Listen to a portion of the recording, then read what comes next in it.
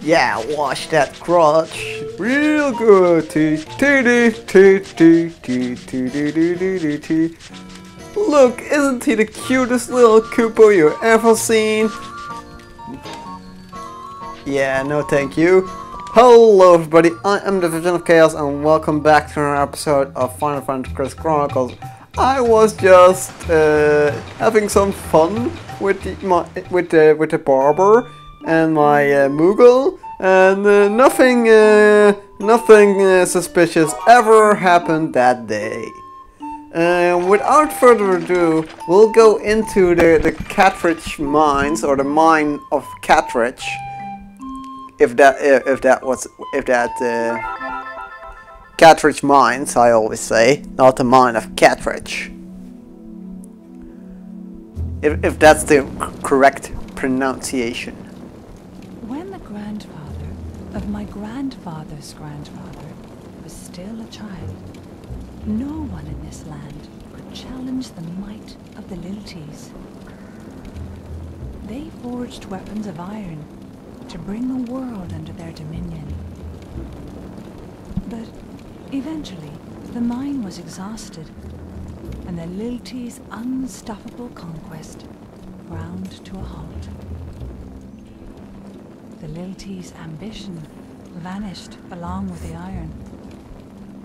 They abandoned the mine, where monsters now thrive.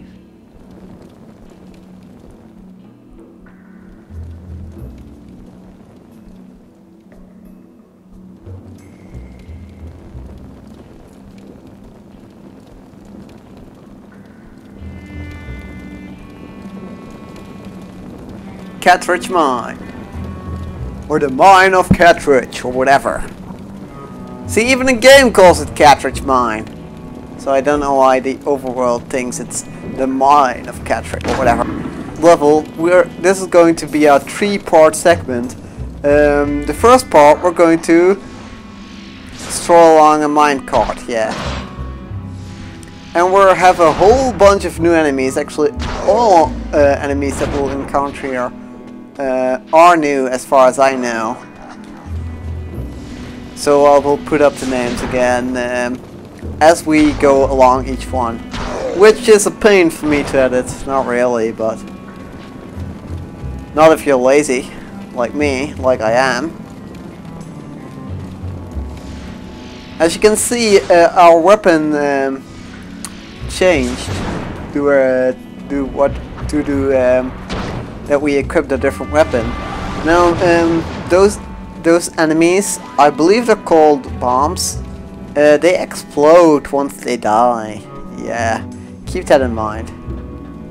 You!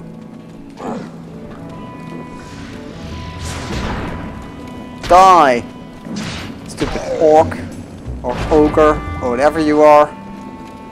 Yeah, without the minecart, you cannot progress in this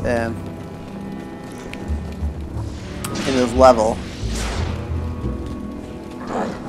Now, as you can see, we're surrounded by enemies, not really, but these enemies do a whole heart of damage, so you might be a little bit more careful of what you're doing. Now, the thing with this minecart, the tricky thing about the minecart is you may not know the first time coming here, but you actually need to press this button here on the left.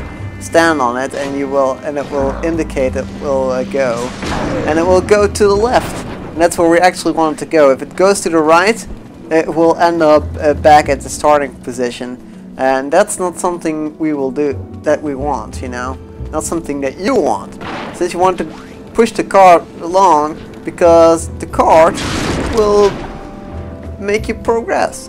Now, as you can see, there are you did see just now with the overhead view, there are some things that you can climb up.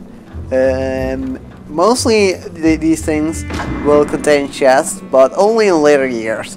And I believe in later years they will actually build some ways for you to get up there more easily. Actually, if you want to get up there very easily, there is actually a way to do that. And usually I skip over it because it's very obvious to miss. Actually, to the left here, there's a hidden passage. It's a secret passage. Not really that secret if you know about it, you know? You just need to know it's there and then it's not secret anymore. Wait, isn't that for all secret passages? Oh well. It's not really secret, it's just hidden. And as you can see, we're now on fire. Because those bombs blew me up. There's probably a reference somewhere, but I cannot think of it. I was thinking of a joke, but I couldn't come up with one. Yeah, you couldn't come up with a joke of bombs. Well, that's probably because you suck. The only reason why I'm actually going up here is because of the enemies. Otherwise I wouldn't come up here. Because of the spoils, you know, the enemies drop.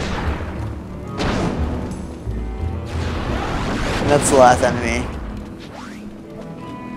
The clear stone actually also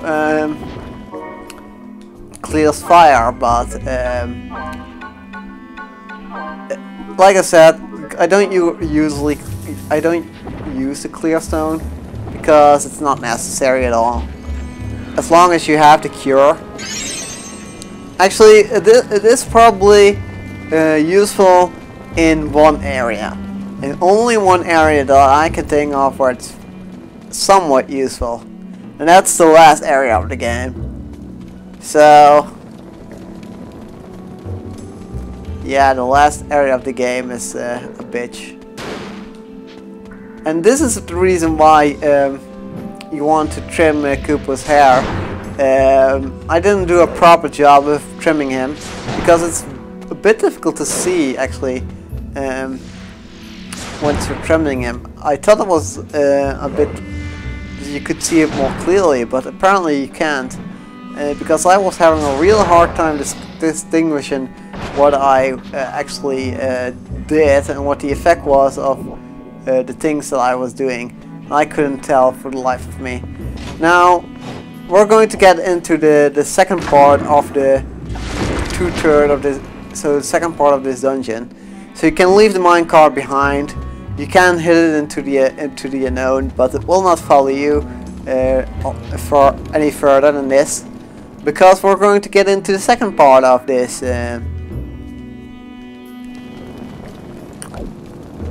This second part is really short, you know, because the third part is just up ahead. I don't know why they. You can probably put it in two segments, you know, the minecart segment, which is this segment, and the segment up ahead, instead of three segments, because this is just one room. So basically, it doesn't deserve its own segment. It doesn't deserve to be called its own segment. Wasn't there a chest supposed to be here? Yeah, thought so. Yeah, I don't know all the chests, but I know most of the chests by memory. Later on we'll get huge maps, and I won't be getting every chest in the game. Actually pretty soon we'll get huge maps. Yeah, in the second year we'll probably get more huge maps. Now there is in the second year a map that will require to go into every area, but whatever. Most areas they don't do that.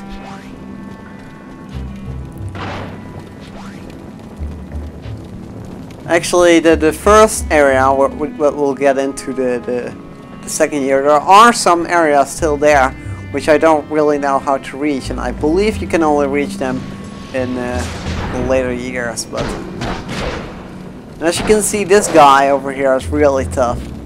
He does a whole lot of damage. But fortunately for now, it's the last we'll see of him, at least for this level. And I don't really think you see him that much. If I didn't tell you before, this is a key which I'm carrying right now. I probably told you in the first level, and I believe I actually did tell us in the first level that is key, but whatever. That's what they use as keys in this game. They don't use keys, they use things, pressure things. So this is the second segment.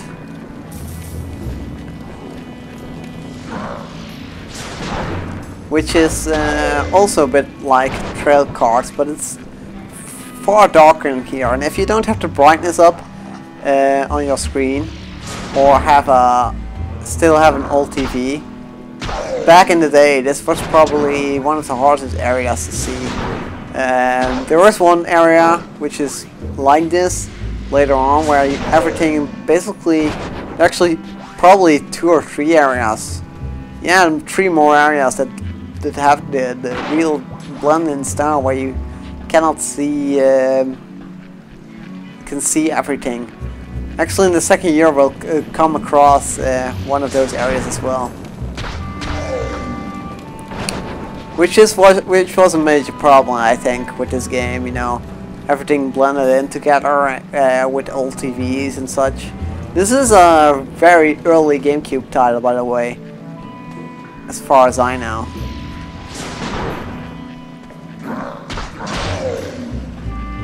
I don't know exactly how early, but I can probably put it up in an annotation or something in the video.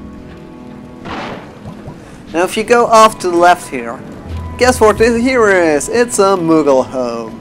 Haven't seen those in a while, right? Oh wait, at the beginning of the episode. So yeah, let's no, I don't move later. I want to talk to the other guy. Please do. Thank you for your stamp. Thank you for your business. Oh, nothing. We want to leave now. Come on, Mark. Kupo. Yeah, your Moogle's actually named Mark. Which I don't really recall because it's never really mentioned. Yeah, it is mentioned in like the first episode or something. And the first time you go out, you know, this is Mark, he's going to accompany you on your journey. And by the end of the journey, what was the Koopa's name again? Yeah, basically Mark is only here to carry your chalice, because in the multiplayer mode you don't have Mark with you. Yeah, and so one player has to carry the chalice. Now as you can see, we're being ambushed here by three orcs. Which is probably the most enemies we encountered in the entire game so far. Later on there will be more enemies, but whatever. Oh, we got another hard pendant. Too bad we cannot pick it up this year. Yeah, it's some kind of rule with the Moogle pockets and the Earth pendants. Moogle pockets are an extra slot, and Earth pendants are an extra heart. Once you pick one up, you cannot pick it up for, I believe, at least a year. For the remainder of the year, so you can only pick one up every three drops of myrrh. That's basically it, I believe. So if I did one now, so I don't get chance for it for another 2 drops of myrrh, which will be getting 1 in right now. So.